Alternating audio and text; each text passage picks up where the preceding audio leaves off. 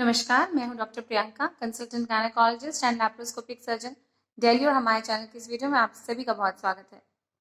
Diabetes के patients हों चाहे वेट लॉस करने की इच्छा रखने वाले हों, हमेशा कन्फ्यूजन में रहते हैं कि रोटी खाएं या चावल खाएं। अमूमन जब डायबिटीज़ डायग्नोज होती है तो बोल दिया जाता है कि आपको चावल बिल्कुल बंद करना है, आलू बिल्कुल बंद करना है, मीठी चीज़ें बिल्कुल बंद करनी है। और वहीं पे गाज गिरती है उन लोगों पर जिनके लिए चावल बहुत इंपॉर्टेंट है। हमेशा कन्फ्यूजन रहता है रोटी खाएं कि चावल खाएं, वेट कैसे लूज करें, डायबिटीज कैसे कंट्रोल में। इस वीडियो में हम जानेंगे कि रोटी और चावल में से कौन सा है सेफर ऑप्शन, और अगर डायबिटीज के पेशेंट्स चावल खाएं तो कैसे खाएं, कितना खाएं कि उनकी जो डायबिटीज है वो आउट ऑफ कंट्रोल ना जाए।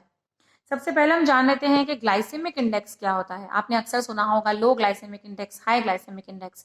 ग्लाइसेमिक इंडेक्स एक तरह का नंबर होता है, इट्स अ फिगर जो आपको ये बताता है कि कोई भी चीज जब आप खाते हैं तो वो आपके ब्लड शुगर को कितनी जल्दी से और कितना बढ़ा देती है। 50 बीच का मानते हैं, 100 जो होता है वो जो होता है ग्लूकोज का होता है ग्लाइसेमिक इंडेक्स। 55 एक बेंचमार्क है, अगर उससे कम रहता है तो लो ग्लाइसेमिक इंडेक्स होता है, और अगर उससे ज्यादा होता है तो उसे हम बोलते हैं हाई ग्लाइसेमिक इंडेक्स। इसीलिए अगर हम बात किसी भी खाने की चीज को कंपेयर करते हैं तो अमूमन कहा जाता है कि चपाती यानी जो व्हीट होता है, गेहूं होता है, उसका ग्लाइसेमिक इंडेक्स कम होता है, जबकि राइस का, व्हाइट राइस जिसे हम अमूमन खाते हैं, उसका ज्यादा होता है। बाकी का कंपैरिजन भी हम देख लेते हैं कि रोटी और चावल का क्या कंपैरिजन है। अगर हम 100 ग्राम रोटी को 100 ग्राम चावल यानी कि व्हाइट राइस के साथ कंपेयर करते हैं तो दोनों में जो कैलोरीज है उसमें ज्यादा फर्क नहीं है। 100 ग्राम रोटी से 341 कैलोरीज मिलती हैं, जबकि 100 ग्राम चावल से 345 मिलती हैं, लगभग सेम है। इसलिए वेट लॉस करना चाहते हैं तो दोनों बराबर है। हाँ, कार्बोहाइड्रेट्स की बात करें तो 100 ग्राम रोटी से 68 ग्राम कार्बोहाइड्रेट मिलता है, जबकि चावल से 78 ग्राम मिलता है। इसका मतलब ब्लड ग्लूकोज की अगर हमें चिंता है, अगर डायबिटीज हमारा कंसर्न है, तो definitely roti is a better option as compare to white rice. बाकी सब चीजें लगभग सेम है। फैट्स दोनों में नहीं होता है, कोलेस्ट्रॉल दोनों में 0 है। हाँ, एक बात और है, वाइटामिन और मिनरल्स दोनों में होते हैं, लेकिन जो फाइबर कंटेंट है वो रोटी का ज्यादा होता है चावल के कंपैरिजन में। इसीलिए ऐसा होता है कि रोटी खाने के बाद आपको ज्यादा फुल लगता है और चावल खाने के बाद आपकी भूख एकदम से नहीं मिटती है। तो सभी अगर अगर इन दोनों में ज्यादा फर्क नहीं है तो हमें चावल खाने से हम मोटे क्यों हो जाते हैं? वो इसीलिए हो जाते हैं कि 100 ग्राम रोटी से जितना आपको फिलिंग मिलती है उतनी 100 ग्राम चावल से नहीं मिलती है।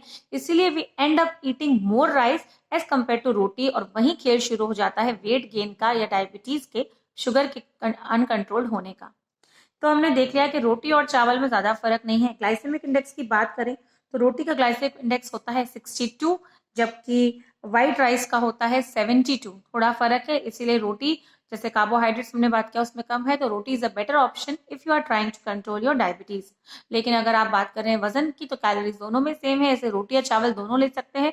ग्लाइसेमिक इंडेक्स को कम करने का मैं आपको तरीका बताती हूँ। कोई भी चीज हो, कोई भी खाने की चीज हो, अगर हम उसमें कम ग्लाइसेमिक इंडेक्स का सामान मिला देंगे तो उस चीज का ग्लाइसेमिक इंडेक्स भी कम हो जाएगा। इसका मतलब अगर आप व्हाइट राइस भी खाना चाहते हैं तो आप अगर उसमें बहुत सी सब्जियां मिला देंगे, वेजिटेबल्स मिला देंगे, दाल डाल देंगे, तो आप उसके ग्लाइसेमिक इंडेक्स को कम करके रोटी जितना ही ला सकते हैं।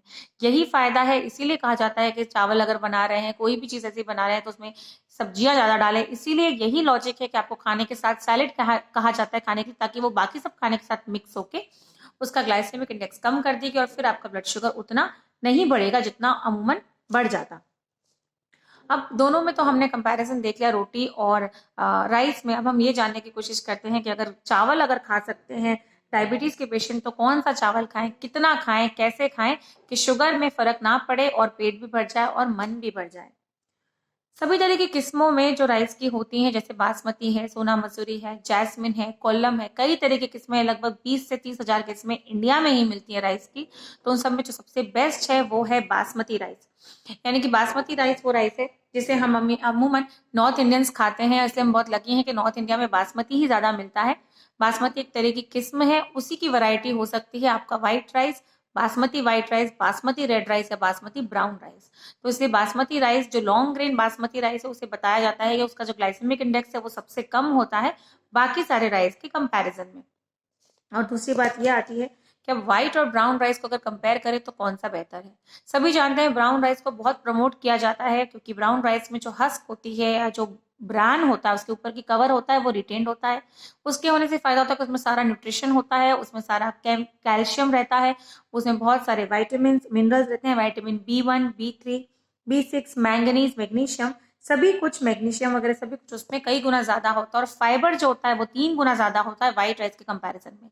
फिर भी व्हाइट राइस इतना पॉपुलर इसलिए होता है क्योंकि दिखने में सुंदर लगता है, और इसीलिए उसकी एस्थेटिक जो वैल्यू होती है वो ज़्यादा है, इसीलिए उसे ज़्यादा खाया जाता है। हालांकि अगर हेल्थ ग्राउंड देखें तो ब्राउन राइस ज़्यादा अच्छा है, लेकिन ब्राउन राइस पॉकेट फ्रेंडली बिल्कुल नहीं है। उसका जो कीमत है, अगर आप ब्राउन राइस ऑर्गेनिक राइस लेने जाते हैं तो उसकी जो कीमत है वो दुगनी है व्हाइट राइस से, पॉकेट पे बहुत भारी है।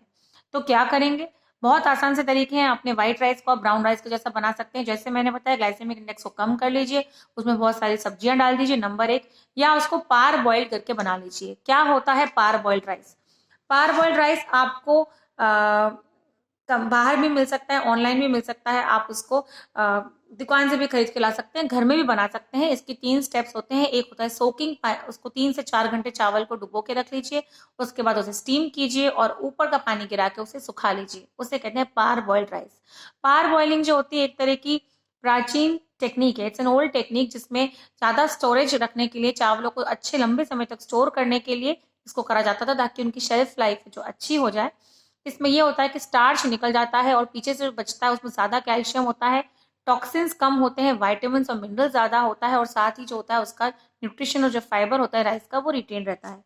इसलिए अगर डायबिटीज के पेशेंट को राइस खाना है तो कौन सा खाएंगे? बासमती खाएंगे, पार बॉइल्ड राइस खाएंगे। ब्राउन खरीदने की बिल्कुल जरूरत नहीं, बहुत महंगा है।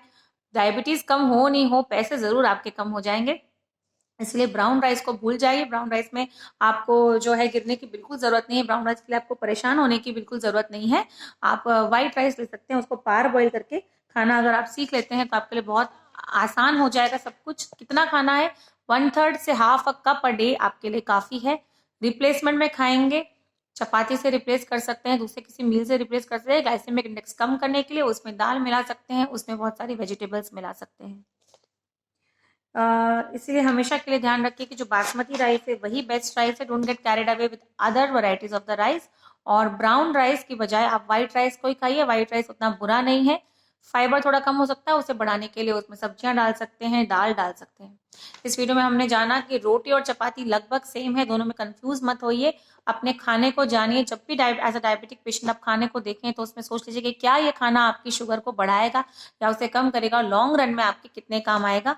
अगर अपने फूड को माइंडफुल रह के सोचेंगे, माइंडफुल रह के खाएंगे, तो कोई भी खाना बुरा नहीं है, व्हाइट हो या ब्राउन। इस वीडियो में इतना ही। कुछ और जानकारी के साथ अगले हफ्ते फिर मिलेंगे। तब तक के लिए नमस्कार।